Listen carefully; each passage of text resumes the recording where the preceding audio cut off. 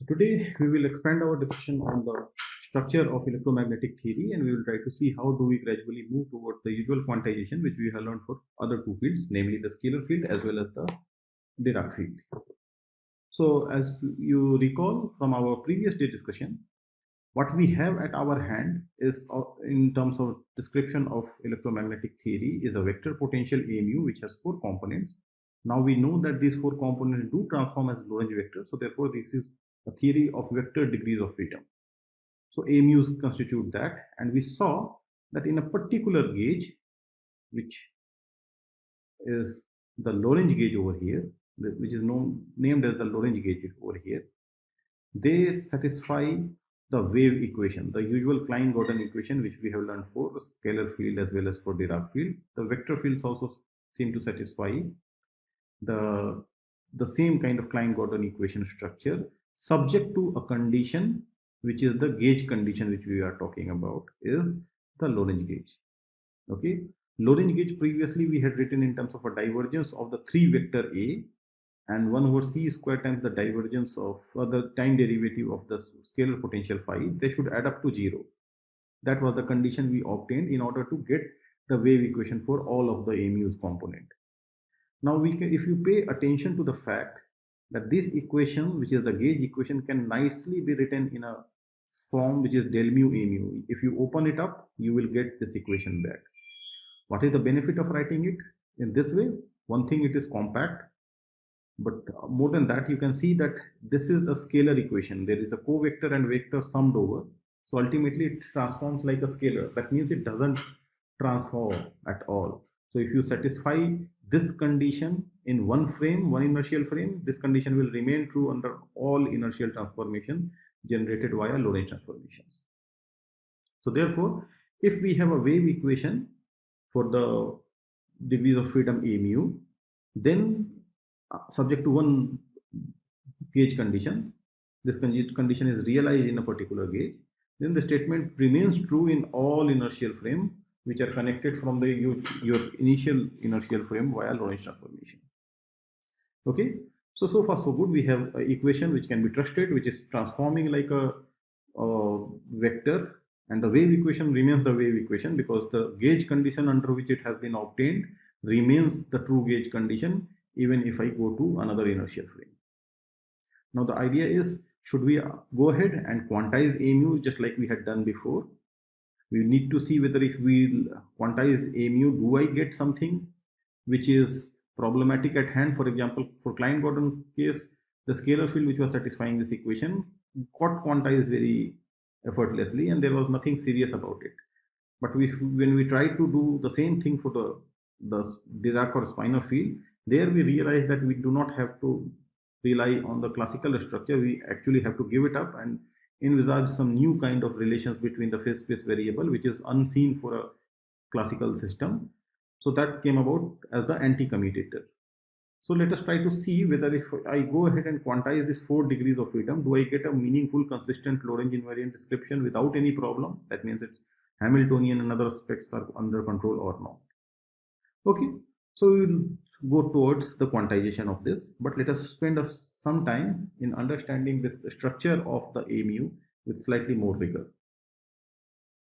Now we believe this wave equation is the story of electromagnetism. So somehow the whole of electromagnetism should be contained within this. It is not that such that I'm just quantizing some effective equation which I have landed upon accidentally. Because in deriving this equation, remember, we use Maxwell's equations one after another. So idea is whatever I'm going to quantize, whatever I'm going to do should be describing not just one equation of coming from the Maxwell's equations, but the whole of Maxwell's equations set should be contained by AMU. So if I can quantize AMU, I should be getting a result that ultimately all electromagnetic field components get quantized as well. So therefore, we should be aware that how to write things which appears in electrodynamics in terms of AMU, and what does it mean to quantize AMU, whether the full action which gives rise to the equations of motion, which is consistent with Maxwell's equation, is getting quantized or some other Lagrangian is there. So we would hope that we get some Lagrangian whose variational approach gives me equations of motion which are just the Maxwell's equations. Okay, all right. Now there is, if I pay attention towards the structure of equations of motion of this mu, that means the physical quantity is made up out of it, electric field and magnetic field, they nicely separate into two sets of Maxwell's equation each. So first, usual way of looking at Maxwell's equation is look first for the equations of motion for electric field and then write down the same thing for magnetic field. However, if I just look on this particular structure, divergence of E and curl of B, this set of equation, this is a scalar equation, this is equal to 0, and while this is a vector equation which is 3 component of it. Now look at these equations individually. If I just open it up, the divergence of electric field is equivalent to divergence of negative of a particular quantity, which was gradient of phi and time derivative of A. So this was the definition of electric field in electrodynamics. Remember, if electrodynamics is electrostatics, meaning there is no dynamics, then the time derivative part goes away, and I get the case of electrostatics where electric field is just minus of the gradient of some scalar potential. But if electric field is dynamically changing, then this equation is true, that electric field is gradient of phi plus some temporal derivative of a vector potential. That should be 0. Okay, this is good. Now take this divergence inside. Divergence will go inside and hit this gradient term and convert into Laplacian of phi. I will get a Laplacian of phi from the first term. The second term goes and hits the A. So I will have a time derivative of divergence of A. Again, I have taken the divergence inside because partial derivatives commute. Order doesn't match. Which order I do? Order doesn't create a matter. It does not matter and does not create any problem for you. That first you do temporal derivative, then you do partial derivative with respect to space, or vice versa, you get the same result. So that's why I have taken a divergence inside the A, and then I have used the gauge condition. The gauge condition is the divergence of A is 1 by c minus of 1 by c square and temporal derivative. That makes this temporal derivative of a divergence of A is equal to minus of 1 over c square double derivative of a scalar field with respect to time. So ultimately there was a Laplacian in space and then a temporal derivative with respect to time came about, and there was a minus sign already outside. So ultimately you will get a structure that 1 over c square del t square with a positive sign and then a minus of a Laplacian, everything hitting the phi. Okay, it should be 0, which is box of phi is equal to 0. Box of phi, remember, up to a division by c was a naught, a upper index naught, which is 0th component of the vector potential, 4 vector potential. So a mu the 0th component satisfies this equation. And again, the second set of Maxwell's equation which we are considering is the vector class. Curl of B is equal to 0. You can do the algebra again, write down B is equal to curl of minus A, the curl of A, use the curl of A into something and use the gauge condition again. You will be able to show that that equation is also equivalent to writing as that box of A, vector A is also 0. So you see, individually all the components of the vector potential A mu, this equation, are coming just from the two sets of Maxwell's equation. But Maxwell's equation is set of 4 equations, 4 class of equation: scalar equation for E, vector equation for E, scalar equation for B, vector equation of B. So therefore, whether if I quantize this theory up to this much, am I quantizing the full electromagnetic theory? Only half part of it. That is the second 2 Maxwell's equation as well only. And what do we do with the remaining 2? Actually, now if we see the way we have defined electric field and other things, the gauge conditions, whatever we have wrote down, this does not require you to do anything. The 2 remaining sets of Maxwell's equation get satisfied automatically just from their geometric structure. Why is that? First, remember, we have decided to call magnetic field as a curl of A. So therefore, divergence of B is equal to 0 is automatic. Once you write like this, divergence of B cannot be anything else, but it has to be 0. So the third Maxwell's equation, let us say, is just an identity corresponding to this definition of a B. Okay, so you do not have to do anything, you do not have to solve anything. Divergence of B will always be 0 given the structure of B. What about the last remaining Maxwell's equation? Curl of E is equal to minus del B of del T. Again, write down the definitions of E here and definition of B over here, and use for the fact that the gradient of a curl is 0. Sorry, curl of a gradient is 0. That is also geometrically true. Curl of a gradient is always 0. You do not have to do anything or solve anything. Then this both sides become the same thing and they are automatically true. So remaining two set of Maxwell's equations are not governed by any equation of motion like wave equation. They are just geometrical identities. They will be true even if the A mu did not satisfy the wave equation. In deriving this, we never used the wave equation solution or anything. So the two sets of Maxwell's equations are not equations of motion. They are geometrical identities. The remaining two sets of Maxwell's equations here, they are physical conditions. They require certain conditions on A mu, how will it propagate, with what speed and what not. Okay, very well.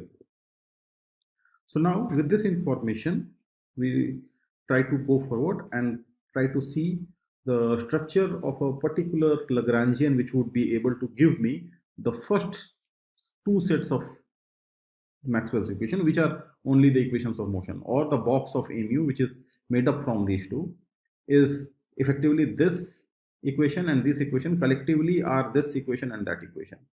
Vector part, meaning the zeroth part of the wave equation, is the first Maxwell's equation. The remaining three vector part is the third Maxwell's equation, so to say. So therefore, those are only the dynamical equation. Remaining the second Maxwell's equation, divergence of B is equal to 0, and curl of E is equal to minus del B upon del T, which is the fourth Maxwell's equation. They are just geometric identities. So we should look for a Lagrangian which generates for me correct first two equations of Maxwell, not first two, first and third, which is equivalent to finding a Lagrangian which gives me the box of A mu is equal to 0.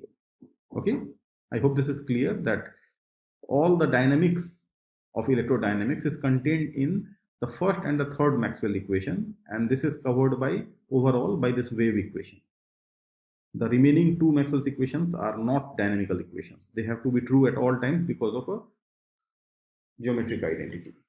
Okay, so let us try to get a good meaningful Lagrangian in order to write down that, and from varying that, let us hope that we will get the box of A mu is equal to 0. All right. Now, in order to do that, it is convenient to write down the variables A mu's and physical quantities, electric field and magnetic field, in a particular appropriate relationships. You might have seen it in the covariant discussion or Lagrangian formulation of electrodynamics already. If not, I will just go through very quickly over it, and you should look at any good book of electrodynamics to just revise or re-look at this idea. So we are going for vector potential A mu, whose components are the scalar potential and the current density. The A over here, I have written wrongly. The vector potential A. I should have written as A. Somehow I have written erroneously as J. But anyway, this is fine. I have corrected it. So I have a vector potential whose first component is scalar potential, and the remaining three components are the vector potential generating the magnetic field. Okay, so in terms of electric field, how do I express electric field in terms of these variables? Electric field, remember, is gradient of phi and temporal derivative of this, and with a minus sign. So you do that. Remember, this object up to a 1 over c will be that object up to a 1 over c would be the first component A0. So ultimately you can see that we are writing things like electric field is like del A0 upon del x minus del AX del x0. This is the temporal derivative, and the component x component will come from x component of this and x component of that, which is equivalent to this. Similarly, if I write down what is the y component of this, I would plug in the y component of the gradient and y component of the temporal derivative, which is over here.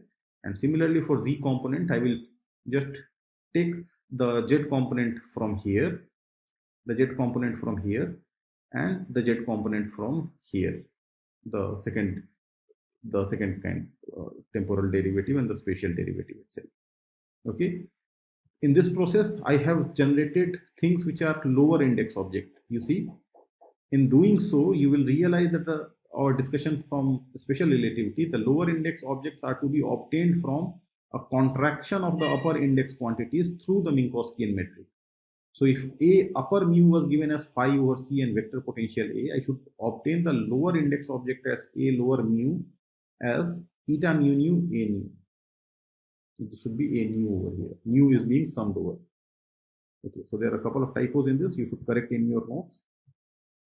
Now we see that the electric field is made from the A with their antisymmetric derivatives. That means if 0 appears here, x appears here. In the next term, x appears here and 0 appears here. For EY, 0 appears here, y appears here. In the next term, y appears up, 0 appears down. And similarly for Z. So they are made from the antisymmetric combinations of derivative terms. So electric field is made from the derivative of x and 0, meaning the indices are appearing at x and 0. For y, the indices are appearing y and 0. For z, indices are appearing as z and 0. So overall electric field can be written in terms of A.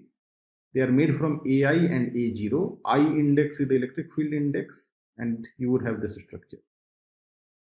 Okay, so this is how we write down the electric field in terms of the vector potentials.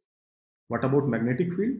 Magnetic field, we know they are obtainable from the curl of A directly. So x component of magnetic field will be del y az minus del z ay.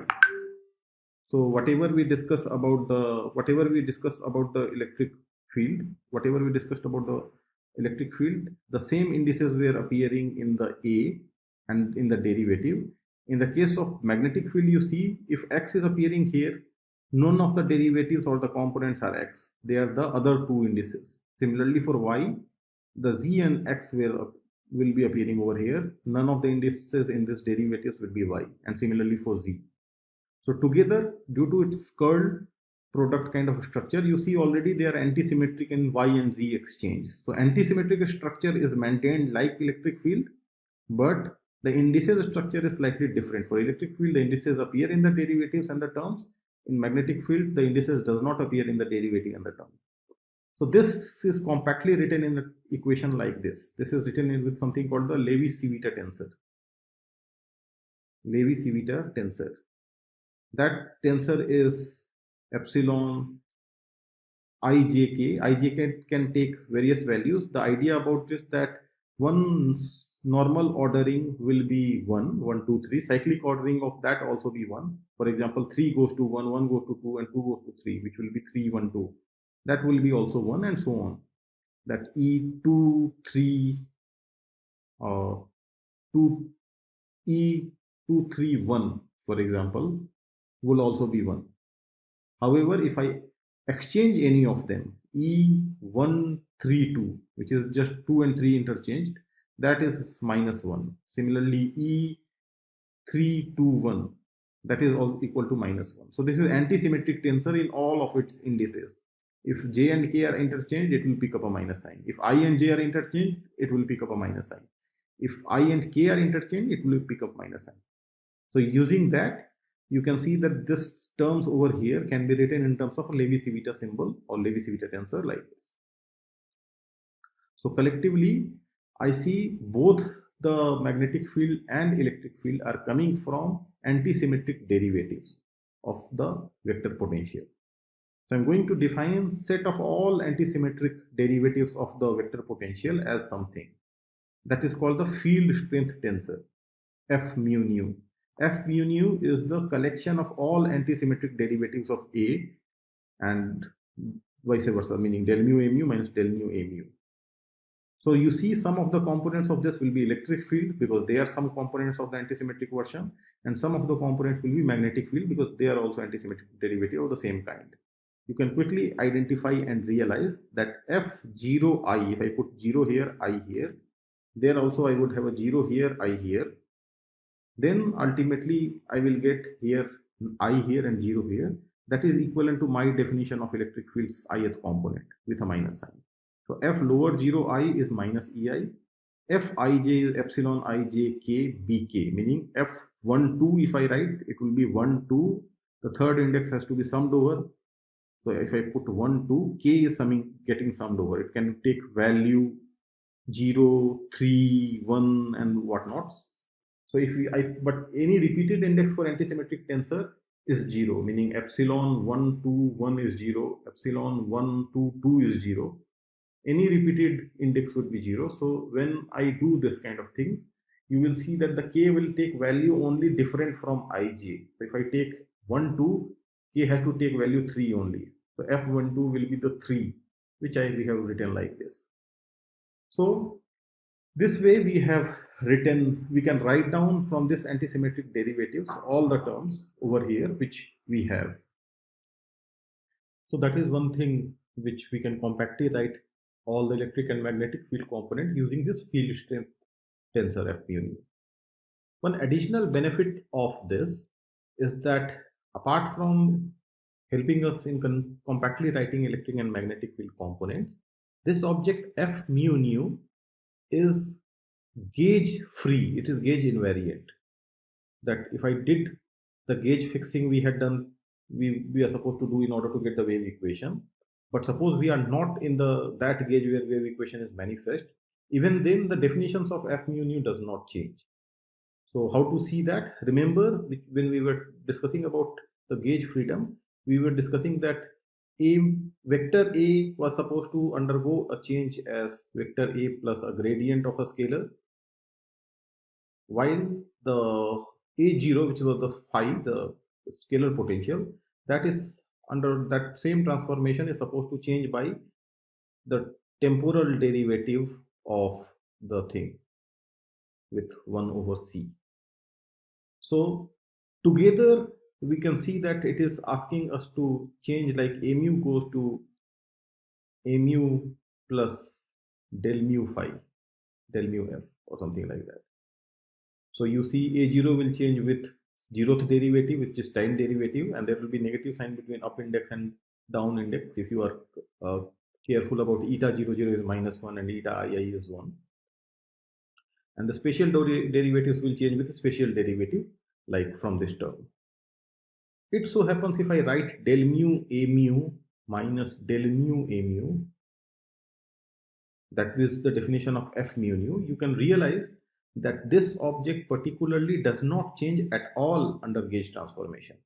So if a mu changes like this, then the derivative of a mu will change like derivative of first term times derivative of the second term.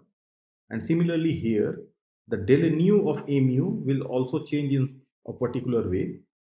And again, an extra term will come from the derivative of f, but you will realize that both f dependent term coming from the first term and the second term are exactly the same, and partial derivatives commute. Using that fact, you can show that the F mu nu under the change of a gauge does not change at all. So therefore, it is manifestly gauge invariant object. So I do not have to worry about which gauge I am writing electric field or which gauge I am writing the magnetic field once I have set down the definitions of F0i as magnetic electric field and Fij as magnetic field. And if I write down a Lagrangian, for example, in those things, or equations of motion in terms of F mu nu, those equations of motions will also be gauge invariant. Previously, I had written the wave equation which was true only in a particular gauge. But suppose I am able to write this thing in terms of function of some F mu nu, then I know whatever equation that is satisfying, it is a gauge invariant equation. So if I can express this whole equation in terms of the gauge, if I can express this equation a mu, box of a mu is equal to 0 in terms of F mu nu, then I know that that equation of motion is also gauge invariant. So therefore, I would not have to worry about which gauge these equations are written. All right. So this is a gauge invariant object. However, it is a rank 2 tensor. Lower F mu nu is rank 02 tensor, upper F mu nu is rank 20 tensor in terms of the Lorentz transformation. So a mu being a vector transforms as lambda inverse as like this. F mu nu Being a second rank tensor of the lower kind, it will transform with two lambda inverses, as we had discussed. And we had discussed as well how to make upper rank tensor from a lower rank tensor through contraction via the eta mu news. So that is how I will get the first index, second index here, using the first index here, second index here, and the remaining indices summing over. Now, the way we have seen it through, that it is a tensor quantity, it is antisymmetric, it is gauge invariant. The last bit is to write down the wave equation which we have. So remember, we have an equation of motion for electromagnetic fields. Dynamical equations of motions are these. The claim is that two equations which are dynamical equations of motions are just del mu f mu nu is equal to 0. You can verify. Before you open it up, f mu nu, you open it up, use the fact that it is antisymmetric in its structure. You will be able to prove that these two equations are one and the same thing. So therefore, whatever Lagrangian I am going to write down, either I can demand that under variation of that Lagrangian I get this equation, or equivalently I can ask under the variation of that Lagrangian I should get this equation of motion. So those two will be the dynamical equations coming out from some Lagrangian's variation. And as we discussed, the remaining two set of Maxwell's equations are not dynamical equations. They are not supposed to come from some Lagrangian. Rather, they come from geometry. So therefore, you can write down something called a dual tensor to f mu nu by contraction with respect to the four index Levi-Civita tensor, epsilon, alpha, mu nu, alpha, beta. So this is also the same kind of Levi-Civita which we had previously seen. It is antisymmetric in pair replacement of any of two indices, and none of the indices can get repeated. So it will become cyclic. 1, 2, 3, 4 is 1, or rather 0, 1, 2, 3 is 1, but 0, 1, 3, 2 is minus 1, and so on. So using that, I can construct something called a dual, a Hodge dual, or a vector dual, or this is the dual to the f mu nu tensor.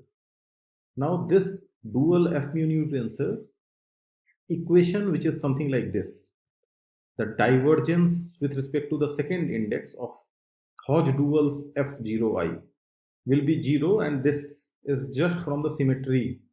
If this is antisymmetric, this is antisymmetric, this is also antisymmetric, and that antisymmetric's derivative put together overall gives you something geometrical vanishing object, which is equivalent to divergence of B is equal to 0.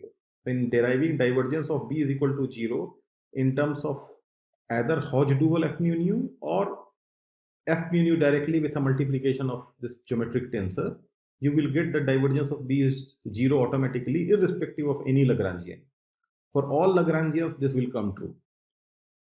Similarly, for curl of E is equal to minus del B upon del T, again I write down the equation which is over here, and you can see that this is also equivalent to the another piece coming from the divergence of this Hodge dual f mu nu is equal to 0. You can verify. This is just a convenient way of writing. Don't get much dragged up into this tensor notations, because this is not the topic of the discussion for today. But I'm just writing in tensor notation for people to become familiar. Otherwise, we have just seen previously that this is just a manifestly 0 without anything physical we have to do. This will remain always 0 as long as B is a curl class vector and the definition of E what we had adopted remains the same. We do not care how they evolve in time, what Lagrangian drives them, nothing. These two set of equations will be true automatically. So therefore, the dynamical equations which we are going to go after is this equation, del mu f mu nu. These are four equations because mu has been summed over and nu is a free index. Free index can take various values, four values actually, 0, 1, 2, 3. The 0 value is divergence of E, Coulomb's law, and the nu is equal to the spatial index would be the curl of B equation, which is Lenz's law, let us say.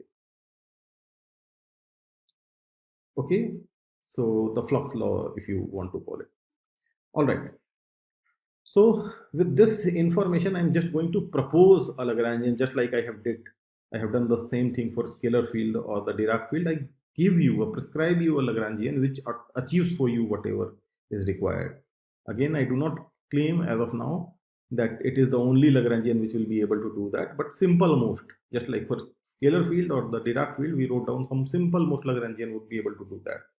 So this proposal where I take f mu nu and self contract it, that means I take f mu nu, take its upper index version and contract them together.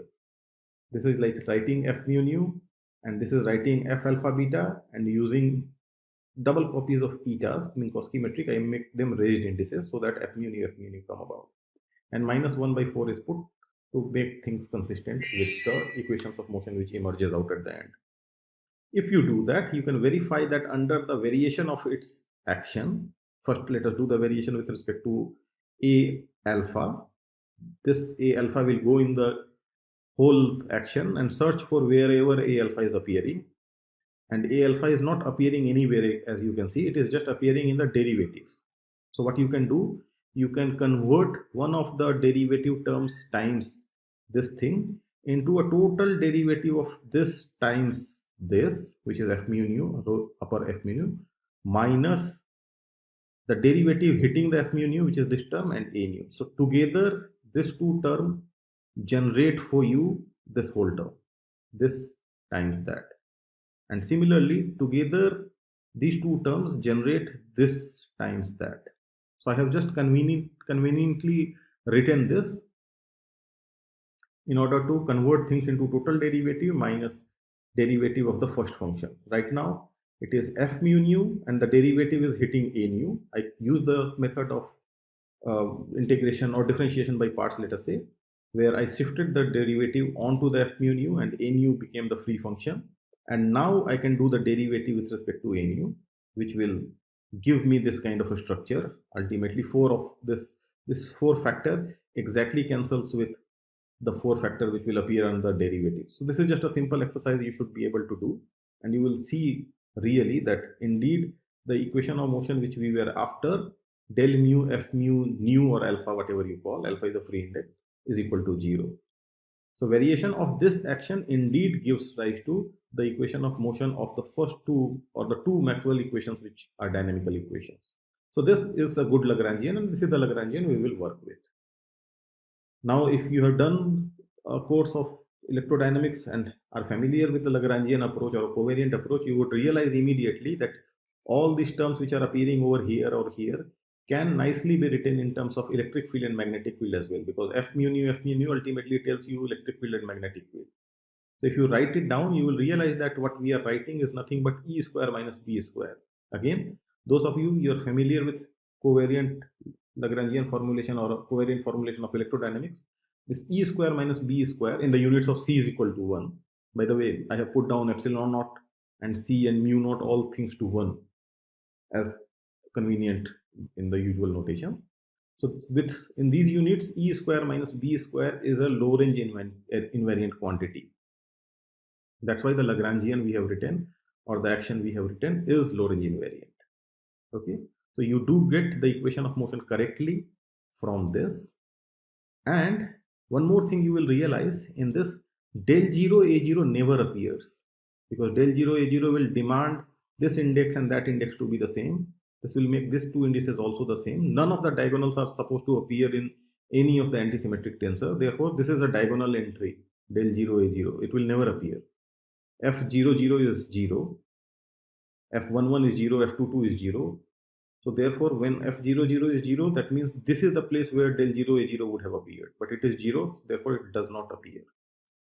So two things, I have a well-defined Lagrangian, and I have an appearance that a0, del 0 a0 never appears. That means this is not a dynamical theory for a0. a0's derivative never appears in the Lagrangian. Okay, with this information, let us try to find out the momenta corresponding to the variable ai. I take the Lagrangian, which is this roughly, or which is this over here with 1 by 4 factor. And you can do the derivative of Lagrangian with respect to ai. Do this again, just like we have done for equation of motion here. And you will find out that you get f0i with a negative sign, which is equivalent to electric field. So the conjugate momenta corresponding to the ai, spatial ai, are the electric fields. AI and electric field are conjugate pairs, so they will have a phase space structure. Ij, because Ai will talk to its own electric field component. It will not talk to y or z if I is x. So this is ensured by the Kronecker delta, and position delta function is done like that. This is at the Poisson bracket level. Again, I'm rushing through, but I'm just writing the Hamiltonian of the same thing in the same approach. Here also pi 0 will be 0, because in the Lagrangian there is no term corresponding to del of a0 dot. Del of a0 dot is never appearing, so pi 0 is 0. So if you write down pi mu a mu dot and then work it out, this is equivalent to pi I ai dot, and then working out, because pi 0 never appears in the Lagrangian. So this is the Hamiltonian of the system. Again, you have this structure converting ai dot, which is appearing in this relation, writing in terms of pi I and the spatial derivative of a0. You can convert this back, and you can see that the total Hamiltonian has become the e square plus b square plus a total derivative term, not total derivative, divergence term of a0. That is the Hamiltonian density. That means total Hamiltonian will be just integration over the spatial volume d3x of this Hamiltonian density. And in this, I will have a e square plus b square. If you remember, this is energy density of electromagnetic wave, which integrated over d3x should give you total energy. But I have an extra term, which is del I a0 initially, del I a0 and d3x. Again, use method of converting the derivatives into total derivative, and on a0 you can flip this, the derivative on a0 into derivative on the ei's. Ei's are coming along with it. So use again the same method which we did. Flip the derivative using a total derivative term, and you will get the total Hamiltonian. Apart from total energy density, contains an extra term, which is very useful, as we will see later on, in identifying a proper gauge and other things. And in that case, what would be the total Hamiltonian? So this is the classical Hamiltonian as of now, and we will try to see whether there is a case for quantum mechanics when we bring to it, whether we have reason to worry about this Hamiltonian as Spinors would have done. They got us into problems so that I had to modify the commutation relation. So with this extra term, I have to be really careful, because this runs the risk of making the total Hamiltonian negative, because other two terms are positive. If this term were not there, then I'm through. Okay. So therefore, I have to carefully analyze this term and what it does to the Hamiltonian, whether it converts it to negative quantity or not, and what in quantum domain, that we have to be aware about. That we will do in the next class. So let us stop over here with this information that I have a valid Lagrangian and a Hamiltonian out of it, and let us see what it gets us when we go to the quantum domain. Okay, so let us stop here.